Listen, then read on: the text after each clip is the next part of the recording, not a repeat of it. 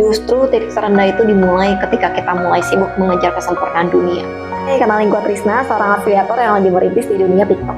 Kalau akun TikTok gue tuh masih ada sampai hari ini, itu bukan karena kekuatan gue sendiri, tapi itu karena kemurahan Tuhan dan bukti penyertaan dari Tuhan. Disclaimer dulu, video ini tuh bukan buat flexing rohani, tapi sebagai janji pada saat pertama kali itu gue terjun di dunia TikTok. Jadi video ini tuh dibuat untuk menguatkan teman-teman di sana apapun pekerjaannya. Karena jujur, mulai dari nol tuh nggak gampang. Mulai dari kita followersnya belum cukup, belum tahu niche yang cocok, harus kejar FYP, kejar komisi, dan nggak tahu gimana itu caranya. Tapi disitulah jiwa gue tuh mulai hancur, padahal kondisi keluarga tuh saat itu baik-baik aja. 2 bulan ikut kelas berbayar, belajar dari pagi sampai malam di tengah-tengah kesibukan sebagai ibu rumah tangga. Bahkan buat bikin satu video aja tuh pada saat itu bisa habis waktu seharian. Tapi ternyata di tengah semua usaha itu ternyata Tuhan tuh berkata lain ya. Matius 6 ayat 33, tapi carilah dulu kerajaan Allah dan kebenarannya, maka semuanya itu akan ditambahkan kepadamu.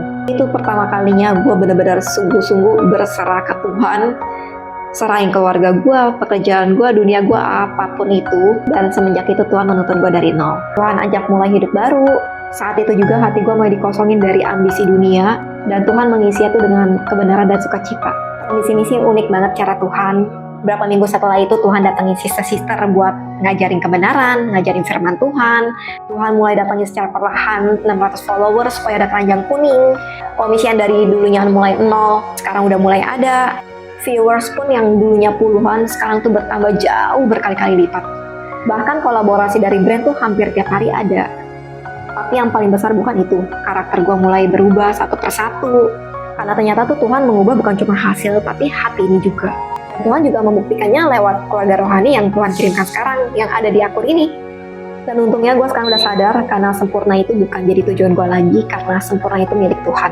Percaya Filipi 1 ayat 6, Ia yang memulai pekerjaan baik di antara kamu, akan meneruskannya sampai pada akhirnya. So, tugas kita tuh belum selesai, bukan untuk mengejar kesempurnaan dunia, tapi untuk taat dan mau setia dibentuk.